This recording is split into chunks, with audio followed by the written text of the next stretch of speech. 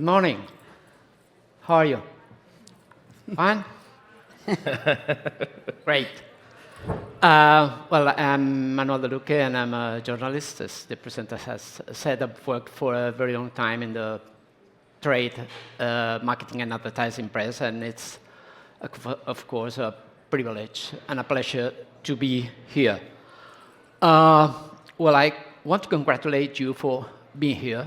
It's a very, very smart choice to choose to attend this panel, not because of me, of course. I'm going to try not to spoil it, but just because you will have the opportunity to listen to these three people that we have here, that's seated alongside me in the restroom, and they're going to talk about the very, very relevant value of brands and branding in the different stages of growth of startups and new companies. And now I'm going to give them the opportunity to present themselves and talk just for a minute about the job and why they're here and what they're going to talk a little bit about. Christoph. Yeah, thank you very much for the introduction. Welcome, everybody. Good morning. Really happy to be here. So my name is Christoph Schminke, and I serve as the Senior Vice President for Brand and Communication for Job and Talent. Job and Talent is a marketplace for essential work. So we are revolutionizing with technology the world of temporary work. We are a Spain-born, I would not say startup anymore. We are grown up. We are doing around about 2 billion in revenue, being present in 3 continents, and having amazing investors like Atomico, for example. And I started my career in marketing. So my first job was in fast-moving consumer goods, doing marketing for coffee and chocolate at Kraft Foods. Then moved over to McKinsey as a consultant first, later as a project leader, running marketing and sales projects for big companies around the world. And then basically entered the startup and grown-up scene in Europe and have worked for several startups, grown-ups, and like investors, and always helping them to build strong brands, build magnetic brands, to basically help them to grow. And this is what I love. This is what my passion is, and really happy to share some thoughts here today. Handing over to Marina. Thank you, Christoph. Good morning, everyone. Super happy, hola a todos, to be here today. So I'm Marina. I'm currently the chair of McCann Worldgroup Europe. I have the pleasure and excitement to work with a 112-year-old company that has built some of the world's most iconic brands like L'Oreal, like IKEA, or like MasterCard, among many others. I'm a startup founder myself. I started my career building my own startup and sold that to McCann Worldgroup in the 2000s, and then behaved as a startupper inside a corporation and built McCann's digital arm, MRM, which has become the #1 end-to-end digital marketing agency in several markets in Europe. And again, always working in transformation and brand building for some of the world's greatest companies. But in the last 5 years, I was running McCann Worldgroup in Spain, and we created a specialized unit for agile branding for startups. So that gave me another dimension of this opportunity. And as I said, I'm now back to a global role, and very happy to be here today and to share with you some of the learnings from corporates and startups and how they actually intersect. So Bryce? And hi, I'm Bryce. So I'm communications partner at Atomico. Atomico is a European VC fund set up by the founder of Skype, Nicholas Enstrom. So I've been there for about 8 years. So I've spent many years building the Atomico brand across Europe, because we're a pan-European investor. And then these days, I spend my days helping our portfolio founders tell their stories, the best version of their stories on a global stage. So I'm super happy to be here because they don't normally let me out the office, and it's much warmer here than London, so I'm very happy. Just thanks for inviting me, guys. Happy to be here. Okay, thank you very much. And now let's go with the question and with the conversation. And we're going for the same order in this first question. And for this, the first thing I would like you to think a little bit about is about the headline of our panel, is the value of a brand. And beginning by you, Christoph, I would like the three of you to define what is strong branding for your point of view, and what are the false myths or misconceptions about it that may bring confusion to the founders of a company. Yeah. What's your take on it?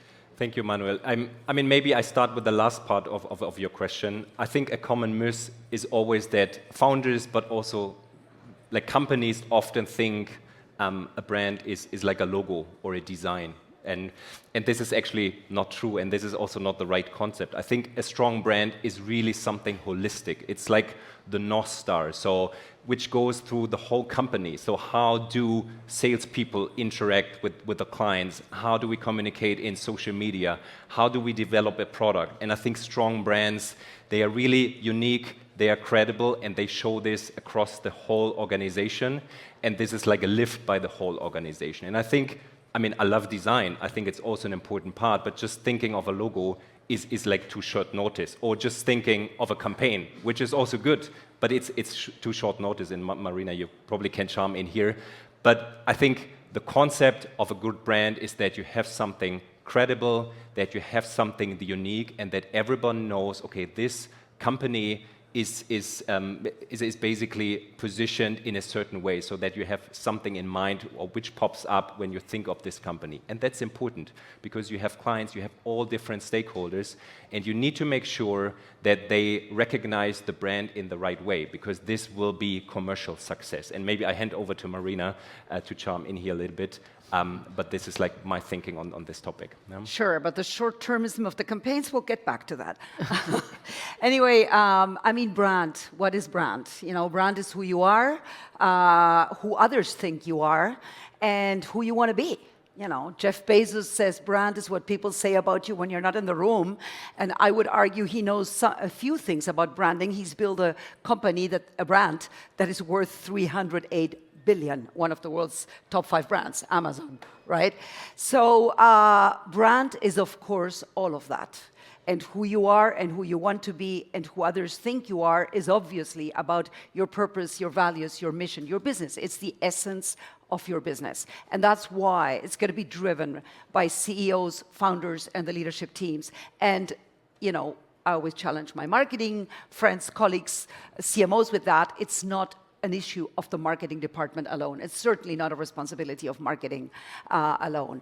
However, to build enduring brands, resilient brands today is very challenging, very difficult, because we live in this completely cluttered world where people receive, you know, we all receive 10 brand messages every second. We receive 6,000 brand messages every day, and our attention span right now is actually down to 8.2 seconds, which is less than a goldfish.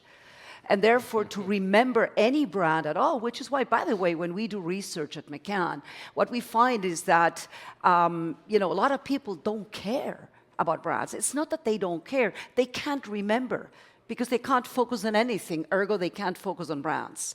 So, you know, the challenge to build an enduring brand comes with building an enduring brand platform. Like some of the world's leading companies, like L'Oreal with their Because You're Worth It, like MasterCard because it's priceless, like Nike with Just Do It, right? Like McCann. I'm very proud to say that McCann is one of the few companies that has its own brand platform, Truth Well Told. It's 112 years old. It's working today better than ever. So you got to have an enduring brand platform. That's what we believe. And then, of course, you got to tell your story in culturally current ways every day. Bryce. Yeah. Bryce. Marina stole my line there. I was also going to use Bezos, damn it. No, so I think with brand, for me, it is that line. It's what people say about you when you're not in the room. It's also what people feel about you when you're not in the room, I think, as well as the other things. So I'll give you a very practical example. So any founder at Atomico, any founder that we want to partner with, that we want to invest in, is going to have 4 or 5 term sheets from 4 or 5 other rival investors. I think of my job as making sure they pick us. And that isn't just the numbers and in the deal term sheets, it's the interactions with the team, it's how they feel when they come visit us, it's how they feel when we come to their office, when they give us their time. So it's a holistic thing. And, you know, yes, there's things they read about us in the media or other places, but it's never just one thing. And I think that, to me, is sort of the essence of the brand for us. Yeah. And maybe just to add also to this point of like brand platform, I think it's more important than ever. I mean, I still remember my time at Kraft Foods. It's like a long time ago. I mean, you would do an advertising spot, like TV spot or out of home, and you could control the message. Sure. But today, I mean, you have social media, you have employees posting something on LinkedIn. So it's so important to have a brand platform to not control the message, but give people the right recommendations, what they can do, and then the brand starts to live. And so that's so important to have. Yeah? Totally, totally. I mean, you know, I always say to our clients that brands you don't compete so much with other brands. You compete with the cultural conversation. You compete with entertainment. You compete with what worries people, what truly worries people. And believe me, that's not the brand platforms. So, you know, you got to have a very, very strong flow of consistent content. And the only way to do that is to have this brand platform that helps you be your red thread through things. Yeah. So totally agree, Christoph. Okay, actually, the stronger the brand is, the better it will survive because companies can't control them fully, so they could. It's like more or less, if you allow me an opinion, like having a son, you can give them values, and then they go to live their lives on their own. Let's put a little bit of a financial point of view here. I want to begin with you, Bryce. We're living in a very challenging macro environment. Why is investing in branding a smart strategy for a startup? But what are the financial impacts of this kind of investment? Yeah, I mean, I think from an early stage perspective, you know, when you start a company, you're going to spend 10 to 20 years convincing people, customers, people to join you, people to sign up to use your service. I mean, it's hard. Like you're pushing things uphill. You're trying to sort of constantly define your place in the world as being better than what the safe method that exists that people are used to. So I think to not do it is a massive miss, but it also just makes your life harder. I think the more that you think holistically about not just you as a founder, I think one of the common misperceptions that I see a lot is that the founder is the brand. I think that's often, and I understand why that happens, because at seed, Series A, Series B, the founder is the front and telling the story. But I think the danger in that is that you don't think about what are our customers saying, what are our employees saying, am I looking holistically at how people view our culture and our company, and because, you know, that stuff's easy to find. I mean, I flew in yesterday and I had a coffee with Juan from Job and Talent, and he had this very funny story that he said whenever he travels anywhere in the world, he borrows a friend's laptop and searches for Job and Talent just to see what the local Google, like the sort of Glassdoor reviews are, because on his laptop with his cookies, it'll only show him like the stuff he's seen. And I think that's kind of quite an interesting mindset of like, what are people saying about my company wherever I go?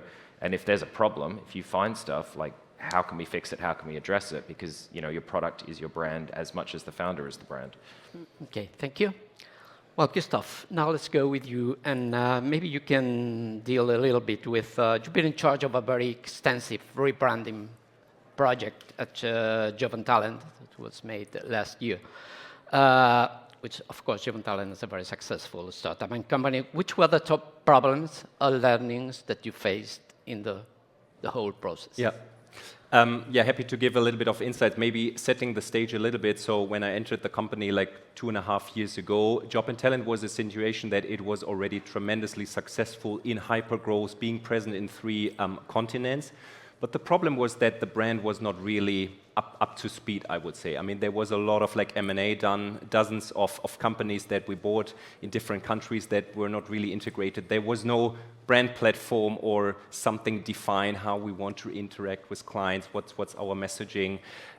There were like some reputational issues.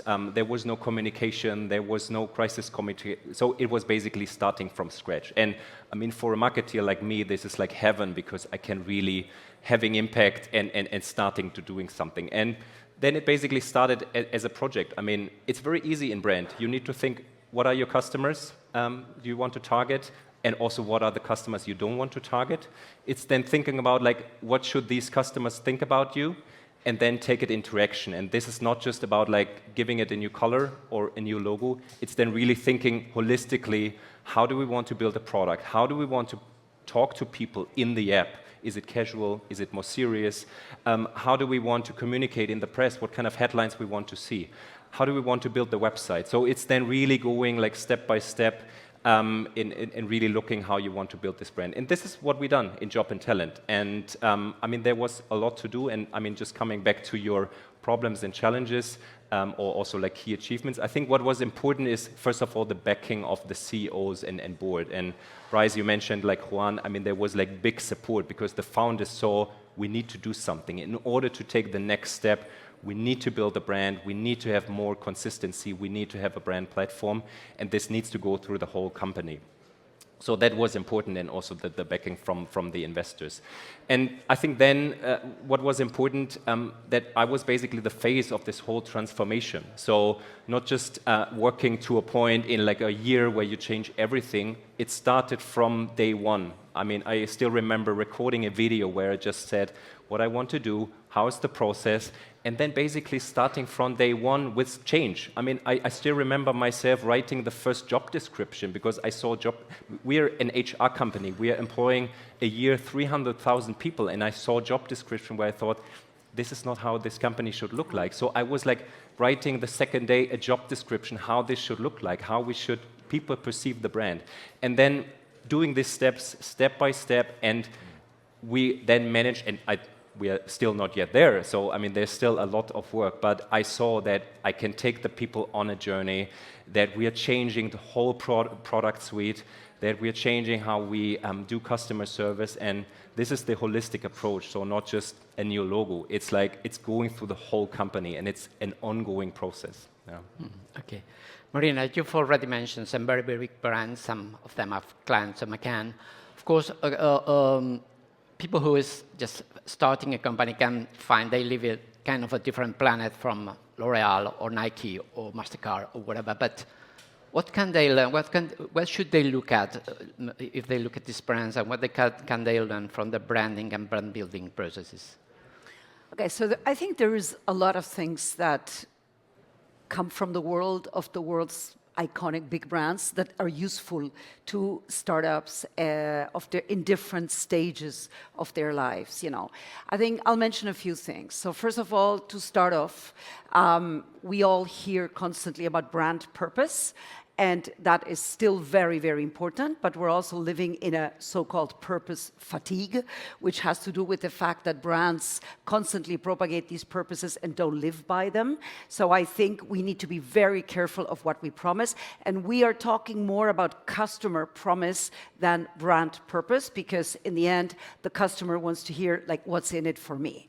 Great, you're supporting the planet, you're going to be, you know, inclusive, diverse, you're going to do all these cool things. What's in it for me? I mean, this is the dynamic that you have to understand. Second dynamic which startups need to be aware is that, you know, the way we build brands the last 100 years is dead, basically because it collides with the speed of culture today. So you can't build brands anymore the way Coca-Cola was built as a brand, which was basically shouting at people 24/7 with consistent, great, creative messages, right? Today, you build brands like Taylor Swift does, or like Airbnb did, which is creating communities of like-minded people. They actually are your brand, as Taylor has demonstrated, and as Airbnb has demonstrated, which did this way before Taylor Swift. Right? Or the Barbie phenomenon of the last 2 years, right? So build community. Thirdly, content. You know, it's about consistent, high quality, relevant content that will break through the conversations, because the competition for content is massive. I mean, guys, there are 2 million posts a day on LinkedIn. Do you think anybody reads anything? I mean, this is the issue. You have to be damn good to break through. And then I get to my final point. The only way to be damn good is to make a bet on radical creativity. Because, guys, don't believe the doomsayers that will tell you that in the next 2 years, ChatGPT is going to take over the creative industry and basically build all your brands. That's nonsense, because true, deep, creative ideas will still be incredibly important. Yes, it might be very useful and take over production, but not ideas. Ideation is key. So to bet on radical creative ideas that will break through culture is key. Just think of a very small example that I thought was really cool. You know, branding, as we all know, allows you to sustain premium pricing. Well, Victoria Beckham got away with selling white T-shirts with a line that said, "My dad had a Rolls Royce," for £150 a piece. I remember that. Remember that, right? So if that's not branding, then what is that, right? A white T-shirt. So, you know, what does that mean?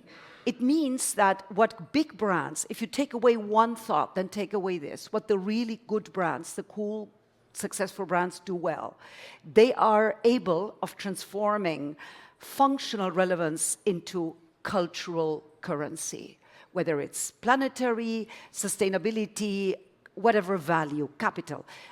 Cultural capital.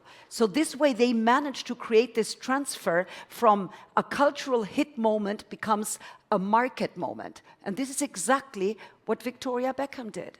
If you break through the cultural conversation and you can become part of that conversation and for a few nanoseconds become a little cultural hit, you know, you've earned a share in the very crowded space for people's attention and awareness. Okay. Thank you, Marina. It's wonderful to have Victoria Beckham mentioned in South Summit. I think she should know about it. Thank you. Let's talk about how founders can manage the approach to branding in the different stages of creating the company, starting, growing, and an eventual IPO or whatever.